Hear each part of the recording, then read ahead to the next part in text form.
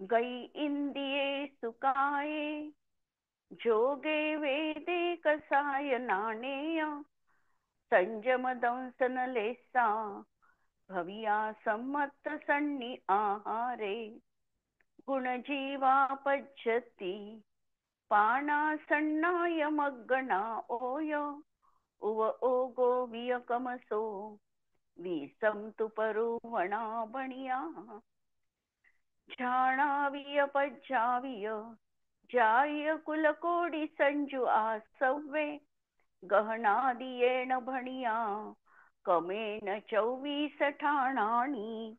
अंतिम शासन नायक 1008 भगवान महावीर स्वामी की जय. द्वादशांग श्रुतदेवी की जय. स्वाध्याय कक्ष संपेपर्यंत आपल्या सर्वांना चतुर्विध आहाराचा त्याग असणार आहे. 24 ठाण चर्चा आपण बघतो आहे आणि साधारणतः 3 हप्ते 1 महिन्याच्या कालावधीनंतर आपला हा परत क्लास सुरू होतो आहे. गुणस्थानांची चर्चा आम्ही बघत होतो आणि गुणस्थानांमध्ये 7व्या अप्रमत्त गुणस्थानापर्यंत आम्ही आलेलो होतो. पहिल्या गुणस्थानापासून पहिल्या गुणस्थानातून चढतानाचा क्रम आहे. पहिल्यातून जीव जाईल तर 4थ्यात जाईल, 5व्यात जाईल किंवा 7व्यात जाईल. नंतर उतरतानाचं गुणस्थान आहे दुसरं गुणस्थान. प्रथमोपशम सम्यक्त्वापासूनच च्युत झालेला जीव दुसऱ्या गुणस्थानात येऊ शकतो, अन्य कोणताही नाही. नंतर तिसरं गुणस्थान आहे. तिसऱ्या गुणस्थानाचं वैशिष्ट्य, या गुणस्थानामध्ये मरण होत नाही. हे मिश्र गुणस्थान आहे. या गुणस्थानात मारणांतिक समुद्घात देखील जीवाला होत नाही आणि या गुणस्थानाचा जास्तीत जास्त काळ हा अंतर्मुहूर्त आहे. साधी मिथ्या दृष्टीला हे चढताना पण होऊ शकतं आणि अनादि मिथ्या दृष्टीला मात्र हे गुणस्थान चढताना होणार नाही, उतरताना होऊ शकतं. असं हे तिसरं वैशिष्ट्यपूर्ण गुणस्थान आहे. नंतर चौथं गुणस्थान आहे की ज्या ठिकाणी सम्यक्त्वाची तर प्राप्ती जीवाला झाली, श्रद्धा तर निर्मल झाली, परंतु अजूनही कोणत्याही प्रकारचा संकल्पपूर्वक व्रत आचरण केलेलं नाही, अविरतपणा आहे. असा हा चौथ्या गुणस्थानवरती अविरत सम्यक दृष्टी जीव. सम्यक दृष्टी जीव झाला याचा अर्थ मोक्ष मार्गाच्या प्रथम पायदानावर यांनी पाऊल ठेवलेलं आहे. निश्चितपणे हा मोक्षाला जाणारा जीव आहे.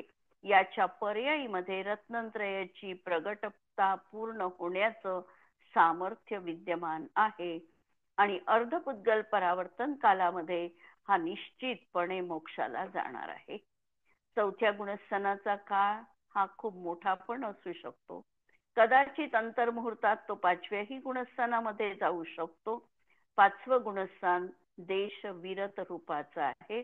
आंशिक व्रत, श्रावकांची व्रत यांनी धारण केलेली आहे आणि ह्या गुणस्थानामध्ये हा जीव आयुष्यभर 8व्या वर्षी व्रत धारण केले आणि आयुष्याच्या अंतीपर्यंत देशव्रती म्हणून तो जीवन जगू शकतो. असं हे 5वं गुणस्थान देशविरत. त्रसकायिक जीवाच्या हिंसेचा निषेध आहे आणि स्थावरकायिक जीवाच्या हिंसेची परमिशन आहे. परंतु अनर्गल प्रवृत्ती मात्र, स्वच्छंद प्रवृत्ती मात्र त्याची राहणार नाही.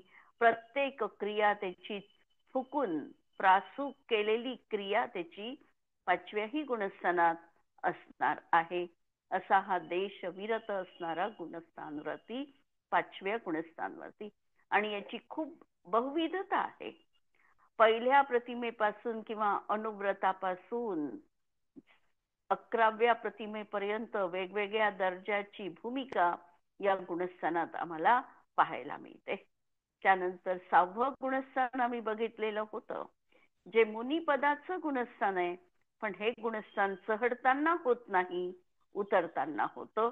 असं हे प्रमत्त विरत गुणस्थान. प्रमत्त आहे म्हणजे या ठिकाणी जीवाला प्रमाद आहे.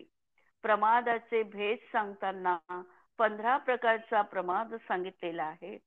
4 मी कथा, 4 कषाय, 5 इंद्रियांच्या विषयांमध्ये प्रवृत्ती, निद्रा आणि स्नेह, अशा तऱ्हेने 15 हे प्रमादाचे भेद आहे. आता मुनी अवस्थेमध्ये हा प्रमाद जीवनात कसा असतो याचं ही सूक्ष्म वर्णन आम्ही बघितलेलं आहे. 6व्या गुणस्थानातला प्रमाद आणि नंतर 7वं गुणस्थान आम्ही बघितलेलं अप्रमत्त विरत गुणस्थान. इथे प्रमाद आता जीवनामध्ये संपलेला आहे, अप्रमत्त दशा आहे. आणि या गुणस्थानाचे 2 भेद आहे, एक स्वस्थान अप्रमत्त आणि दुसरं सातिशय अप्रमत्त. स्वस्थान अप्रमत्तामध्ये 6वं 7वं 6वं 7वं असं गुणस्थानामध्ये परावर्तन सुरू असतं. हा जीव 7व्या गुणस्थानात राहण्याचा निरंतर उद्यम जीवनात करतो, पण परिणामांमध्ये विचित्रता अशी असते की हा तिथे अंतर्मुहूर्तापेक्षा स्थिर राहू शकत नाही. तो 6व्या गुणस्थानात येतो. परत 7व्या गुणस्थानात उत्थानासाठी प्रयत्न त्याचे आहे, परत अवरोहण आहे. अशा प्रकारचा आरोहण आणि अवरोहण असा हा क्रम 6व्या 7व्या गुणस्थानात स्वस्थांमध्ये त्याच्या जीवनात असतो. त्यानंतर हा सातिशय अप्रमत्त बनतो, म्हणजे श्रेणी चढण्यासाठी तत्पर होतो. आतापर्यंत हा क्षायोपक्षमिक चारित्रधारी होता. क्षायोपक्षमिक सम्यक दृष्टी पण होता, असू शकतो, आणि यापुढे मात्र त्याला नियमाने क्षायोपक्षमिक सम्यक्त्वालाही सोडावं लागणार आहे. आणि चारित्र आता क्षायिक किंवा औपशमिक चारित्र त्याला प्राप्त करायचं आहे. असा हा सातिशय अप्रमत्त गुणस्थानवरती जीव म्हटल्या जातो. इथपर्यंतच हे मुद्दाम मागचं बॅकग्राऊंड आपण बघितलेलं आहे. इथपर्यंत आमचं प्रकरण येऊन ठेपलेलं होतं आणि आता आम्हाला 8व्या गुणस्थानात प्रवेश करायचा आहे. 7व्या गुणस्थानामध्ये सातिशय अप्रमत्त अवस्थेमध्ये तो अधःकरण रूपाचे परिणाम करतो. अधःकरणाची विशेषता आम्ही बघितलेली होती की नाना जीव त्या ठिकाणी अधःकरण रूपाचे परिणाम करणार आहे.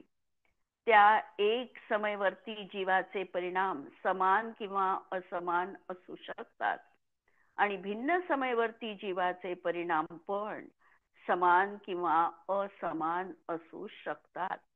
जसं आम्ही रेसचं उदाहरण बघू शकतो. 4 धावणाऱ्या खेळाडू आहेत.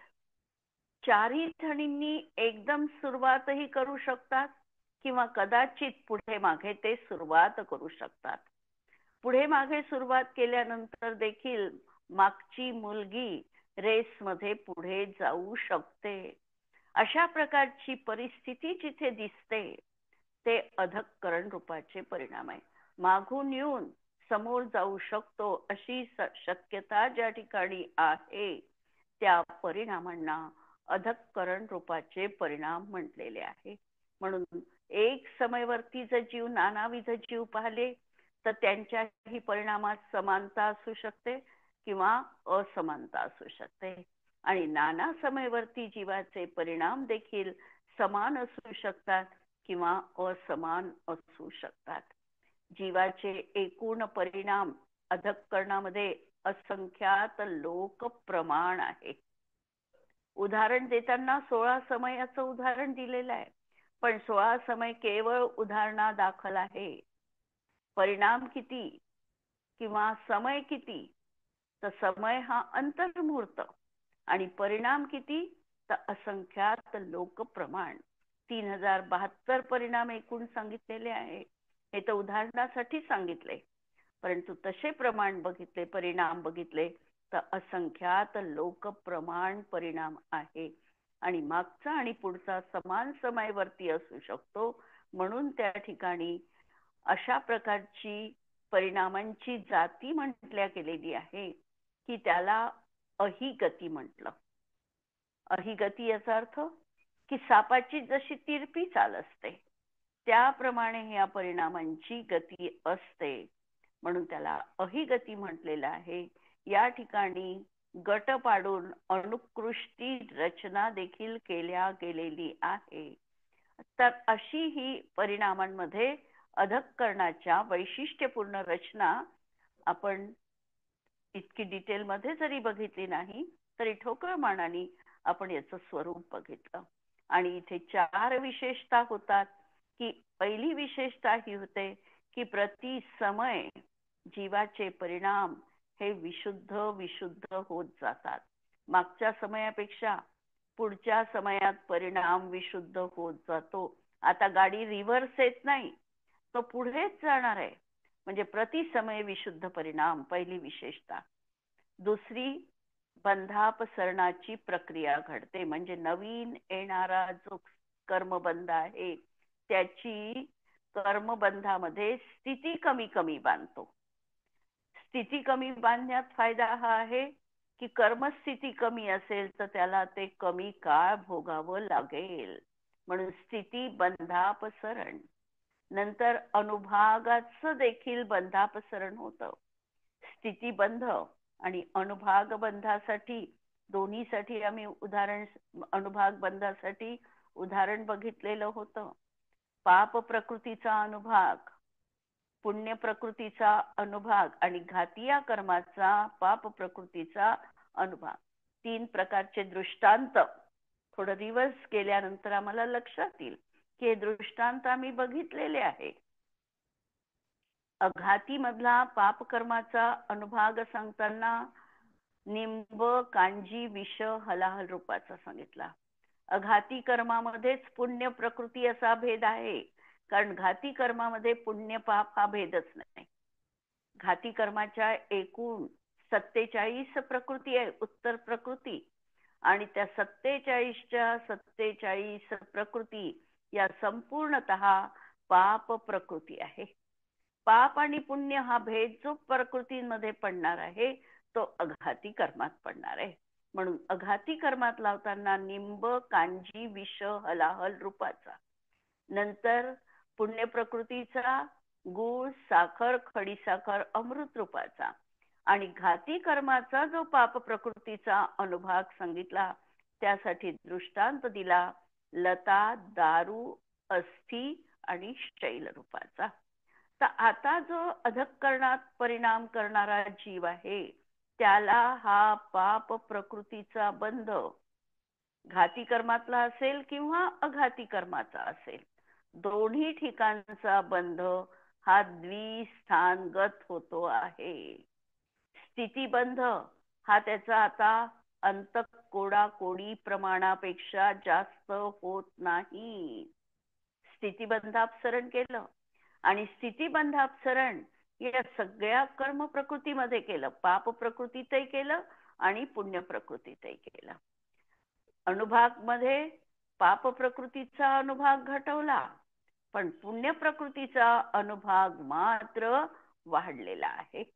अशा तऱ्हेने 4 विशेषतः अधःकरणाच्या आम्ही बघितलेल्या आहे.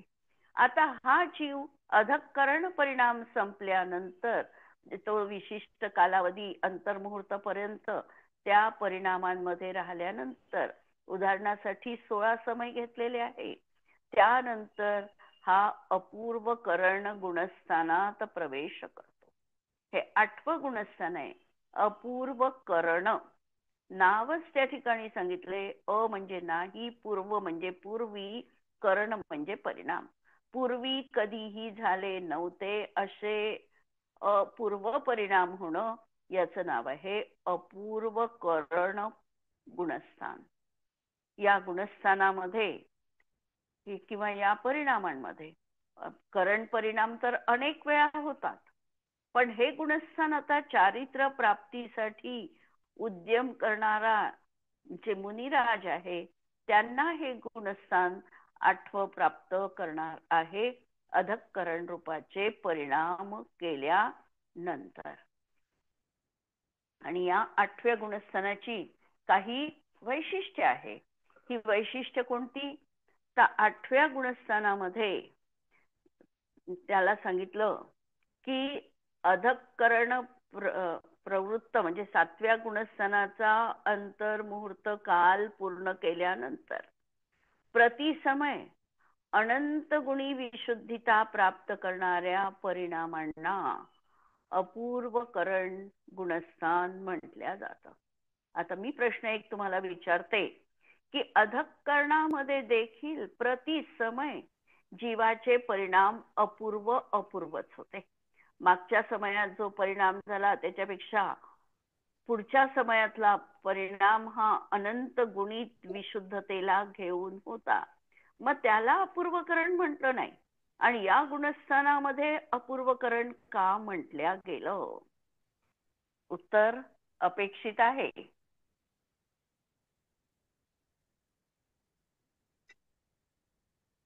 लक्षात घ्या आता उत्तर. जरी अधःकरणामध्ये एका जीवाच्या दृष्टीने एक समयवर्ती जीवाच्या परिणामांपेक्षा दुसरा समयातील परिणाम हा अपूर्वच असणार आहे तर असंच. पण एका जीवाचा जर विचार केला तर, पण जेव्हा आम्ही करण परिणाम लावतो तेव्हा एका जीवाचा विचार न करता नानाविध जीवांचा जे त्या समयात करण परिणाम करणार आहे अशा नानाविध जीवांचा विचार करून हे कर्ण परिणामांचं कोष्टक किंवा दिग्दर्शन आम्हाला पाहायला मिळतं. अधःकरणामध्ये आम्हाला मागच्या समयातल्या आणि पुढच्या समयातल्या परिणामांमध्ये समानता दिसत होती. अपूर्व करणामध्ये आता कोणताही जीव मागून सुरू करेल आणि समोर जाईल असं होत नाही. जो तो मागून आलेला आहे तर तो मागेच राहणार आहे, तो पुढच्याला जिंकू शकत नाही. अशी परिणामांमध्ये अपूर्वता जिथे आहे त्यालाच अपूर्वकरण गुणस्थान म्हटलेलं आहे. एक समयवर्तीचा जीवाचा विचार करा, त्याच्या दृष्टीतून प्रतिसमय अनंत गुणी विशुद्धतेला घेऊन त्याचा परिणाम असणार आहे. त्याचा प्रत्येक परिणाम हा अपूर्वच आहे. पण करण परिणाम बघताना एका जीवाचा विचार गौण रूपाचा आहे. नानाविध जीवांचा विचार करून हे सगळं समीकरण या ठिकाणी आचार्यांनी ठेवलेलं आहे. आणि त्या दृष्टिकोनातून अपूर्वकरणात हे सांगितलेलं आहे की एक समयवर्ती जीवाचा परिणाम समान किंवा असमान असू शकतो. अधःकरणातही तसंच पहिलं वैशिष्ट्य होतं की अधःकरणात एक समयवर्ती जीवाचा परिणाम समान किंवा असमान असतो. अपूर्वकरणातही पहिलं वैशिष्ट्य तेच आहे की एक समयवर्ती जीवाचा परिणाम समान किंवा असमान असू शकतात. फरक आता पुढे पडलेला आहे. अधःकरणामध्ये सांगताना मागच्या समयवर्ती जीवाचा परिणाम पुढच्या समयवर्तीशी मॅच होऊ शकत होता, समान होता. पण अपूर्वकरणामध्ये मात्र भिन्न समयवर्ती जीवाचा परिणाम भिन्नच असणार आहे. पुढच्या समयातल्या जीवाचा परिणाम मागच्या समयातील जीवाच्या परिणामांपेक्षा अपूर्वच राहणार आहे. हा फरक अधःकरणात आणि अपूर्वकरणाच्या परिणामांमध्ये आहे. अशा तऱ्हेचा हा अपूर्वकरण परिणाम आहे. या ठिकाणी आता चारित्र्य प्राप्तीचा उद्यम सुरू आहे. या गुणस्थानातला जीव अपूर्व अशा परिणामांना प्राप्त झालेला आहे. भिन्न समयवर्ती जीवाचे परिणाम अपूर्वच आहे. खालच्या समयवर्ती जीवाच्या परिणामांसारखे हे परिणाम निश्चितपणे नाहीत. पण मात्र एक समयवर्ती जीवाचे परिणाम सदृश किंवा असदृश असू शकतात. आता हा 8व्या गुणस्थानात जो चढणारा जीव आहे याच्या जवळ 2 प्रकारच्या श्रेणी उपलब्ध आहे. श्रेणी याचा अर्थ म्हणा सीडी म्हणा. एक उपशम श्रेणी आहे आणि दुसरी क्षपक श्रेणी आहे. आता उपशम श्रेणी जो आरोहण करणार आहे हा कर्माचा उपशम करत जाणार आहे आणि क्षपक श्रेणी जो आरोहण करणार आहे तो कर्माचा क्षय करत जाणार आहे. आता 8व्या गुणस्थानात ज्या वेळेला यांनी प्रवेश केला आणि उपशम करणार आहे याच्याजवळ कर्म प्रकृती फक्त अनंतानुबंधी नाही, बाकी मोहनीय कर्माच्या किती प्रकृती द्वितीयोपशम सम्यक दृष्टीच्या जीवनात असू शकतात. प्रश्न लक्षात घ्या.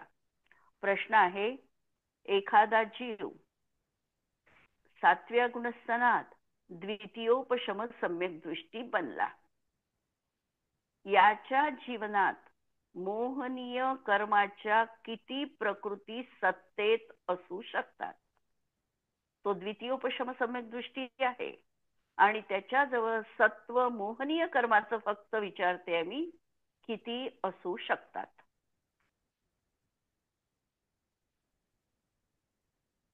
12. 12. कोणत्या? अप्रत्याख्यानावरण, प्रत्याख्यानावरण आणि संज्वलन. आणि नो नो कशा आहे? हो, ते पण राहतील. नो नो कशा आहे पण ते असतील तर पण राहतील. त्याच्यातलं. नो नो कशा? हा, हा. नो नो कशा राहतील? मिथ्यात्व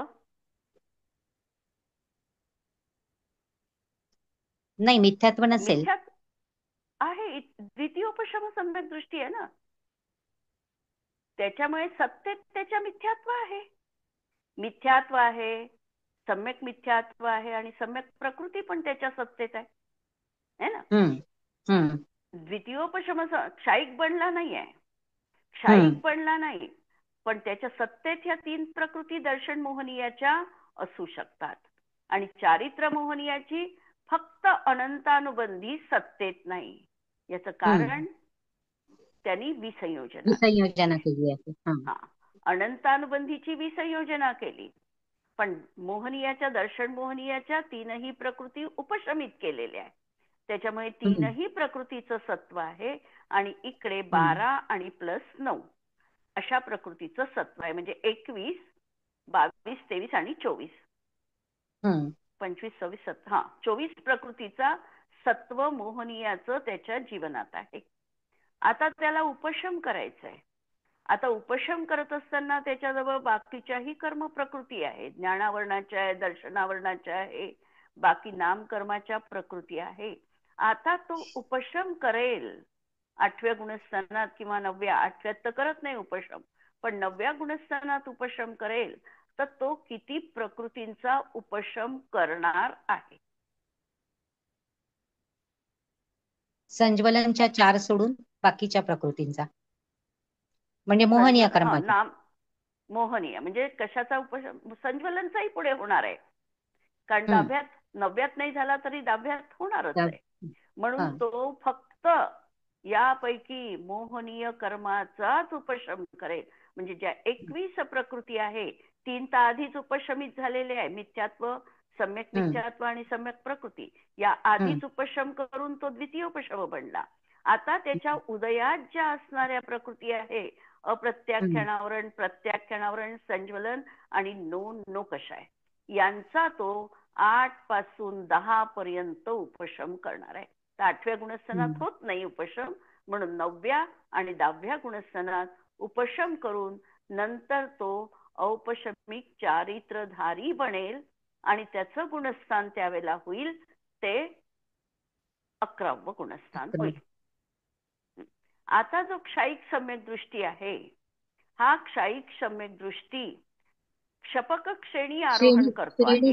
जो जीव आहे तर त्याच्याजवळ प्रत्याख्यानावरण, अप्रत्याख्यानावरण कशी काय उदयात राहतील? उदयात राहतील म्हणजे सत्तेत आहे, उदयात त्यावेळेला नाही आहे. त्याचा काय झालेला आहे, त्या ठिकाणी उदयाभावी क्षय म्हणजे क्षयोक्षम करून, म्हणजे त्यांनी संक्रमण करून संज्वलन रूपात त्या उदयात आलेला आहे.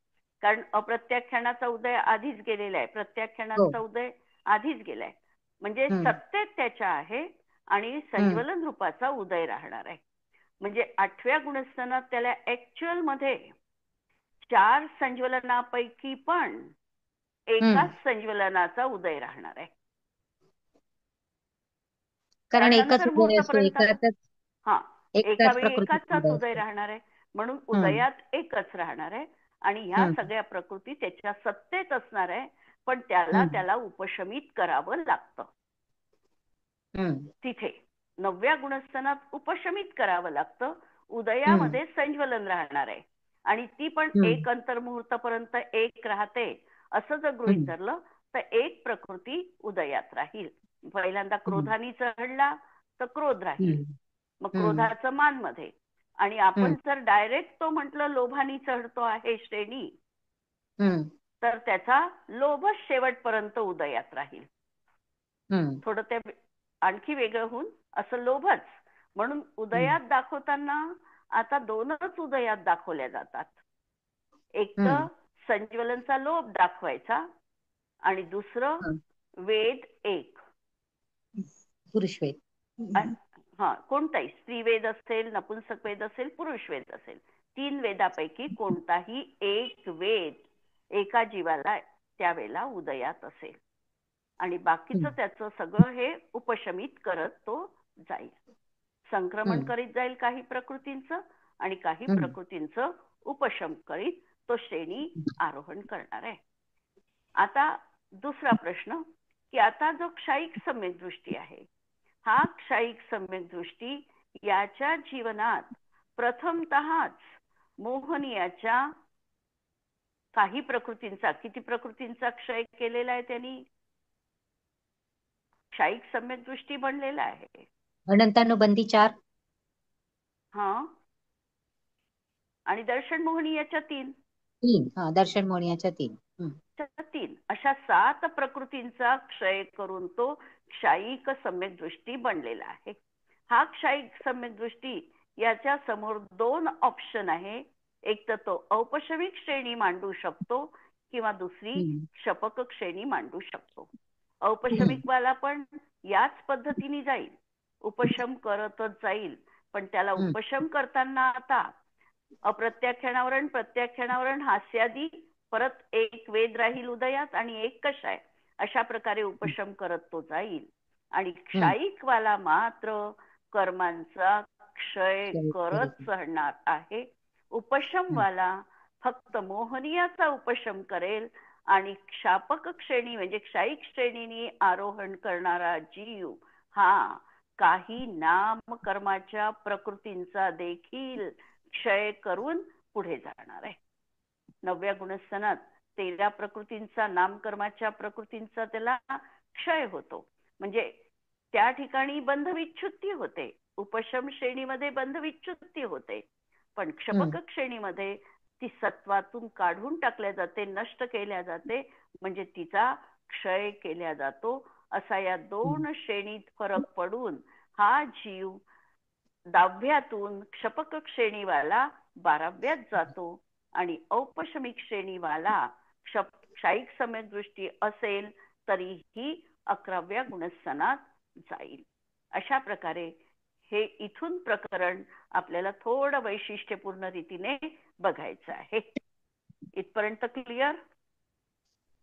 हो. आता या 8व्या गुणस्थानाचं उपादान कारण कोणतं आहे? 8व्या गुणस्थानात हा जीव कुठून चढू शकतो आणि कुठून उतरू शकतो, दोन्ही पण. म्हणून 8व्या गुणस्थानाचं उपादान कारण सांगताना 7व्या गुणस्थानाला परिणाम अनंतरवर आणि 9व्या गुणस्थानातून 8व्या गुणस्थानात येऊ शकेल. 9व्या गुणस्थानातून तो 8व्या गुणस्थानात खाली उतरताना येऊ शकेल उपशमवाला. म्हणून त्या औपशमिक चारित्रवाल्याचा 9व्या गुणस्थानावरील अंतिम समयवर्ती परिणाम की ज्या ठिकाणाहून तो 8व्या गुणस्थानात येणार आहे. अंतरंग निमित्त कारण 8व्या गुणस्थानाचं कोणतं असेल?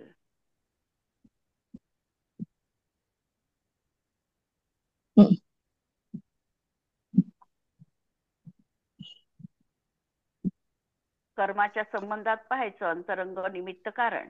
आता या ठिकाणी काय आहे? चारित्र मोहनीय कर्माचा काय करणार आहे? तो उपशम करणार आहे. म्हणून त्या ठिकाणी चारित्र मोहनीय कर्माचा उपशम हे त्या ठिकाणी अंतरंग निमित्त कारण, किंवा क्षय करत असेल तर क्षय हे त्या ठिकाणी अंतरंग निमित्त कारण. वास्तविक प्रक्रियेला सुरुवात झालेली नाहीये, क्षयाला पण सुरुवात झालेली नाही आणि उपशमाला पण सुरुवात झाली नाही. इथे फक्त परिणामांची विशुद्धता त्यांनी केलेली आहे की पुढे ते कार्य करण्यासाठी त्याला तेवढा कालावधी लागणार आहे. म्हणून हा त्याचा परिणाम जो आहे हा त्याचं उपादान कारण आहे. या गुणस्थांवरती जीवाची संख्या किती आहे टोटल? उपशम श्रेणी मांडणारे मॅक्झिमम जीव हे 299 असू शकतात आणि क्षपक श्रेणी मांडणारे जीव हे 598 असू शकतात. म्हणून ही त्या गुणस्थानाची संख्या झाली. उपशम श्रेणीच्या अपेक्षेने 299 जीव आणि क्षपक श्रेणी अपेक्षेने 598 जीव. नंतर काल जर या गुणस्थानाचा पाहिला तर मॅक्झिमम काळ आणि कमीत कमी काळ. अंतर्मुहूर्त हा उत्कृष्ट काळ, हा मॅक्झिमम, आणि कमीत कमी काळ एक समय. एक समय. कसा काढायचा हा एक समय? कारण सर्वसामान्य या गुणस्थानाचा काळ अंतर्मुहूर्तच आहे. पण समजा श्रेणी आरोहण करत असताना निद्रा आणि प्रचलात जोपर्यंत त्याची उदयात आहे तोपर्यंत 8व्या गुणस्थानात मरण नाही, हे नक्की. पण समजा याचा हा बंध विच्छुत्ती झाली, याची बंध विच्छुत्ती झाल्यानंतर मात्र चढताना सुद्धा या गुणस्थानात जीवाचं मरण संभवनीय आहे. आणि या गुणस्थानात तो पोचला आणि त्याची आयु तिथे संपली तर या अपेक्षेने त्या गुणस्थानाचा काळ एक समय आहे. अन्यथा अंतर्मुहूर्त त्याचा काळ निश्चित आहे. लहान मोठा अंतर्मुहूर्त नाना जीवांच्या अपेक्षेने असेल, पण अंतर्मुहूर्त काल निश्चित आहे आणि कमीत कमी काळ हा फक्त मरण अपेक्षेनेच लावायचा आहे. किंवा 11व्या गुणस्थानातून तो खाली आला, 10, 9 आणि 8 मध्ये प्रवेश केला आणि तिथेच त्याची आयु संपली तर एकच समय त्याला 8व्या गुणस्थानाचा मिळाला. या अपेक्षेने हा काळ एक समय लावायचा आहे. अन्यथा या गुणस्थानाचा साधारण काळ म्हटलं निरपवाद तर अंतर्मुहूर्त एवढा काळ लावायचा. हे गुणस्थान कोणत्या गतीतील जीवांना होऊ शकतं? वैशिष्ट्य काय? मनुष्य गती. मनुष्य गतीतील जीवांना होऊ शकतं. आणखी वैशिष्ट्य दुसरं? कर्मभूमीच. कर्मभूमीच, कारण भोगभूमीच पण मनुष्य आहे तर कर्मभूमीच जीवांना होऊ शकतं. आणखी वैशिष्ट्य?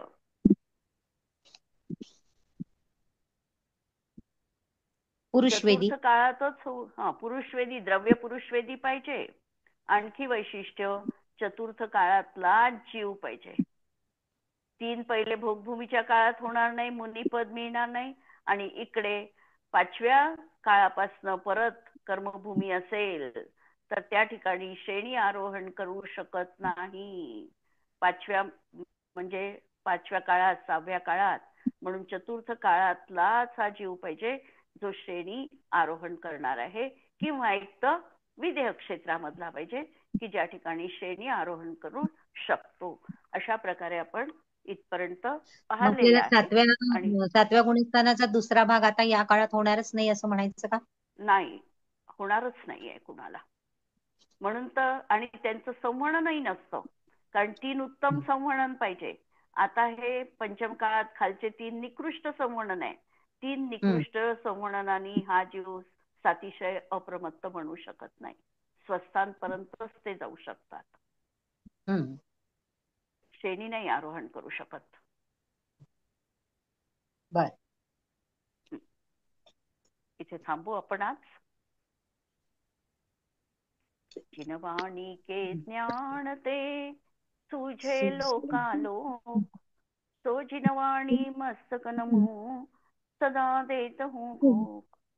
नमो अरिहंताणम नमो सिद्धाणम नमो आयर्याणम नमो उवच्छायाणम नमो लोये तव साहूनम. सर्वांना जय जिनेंद्र.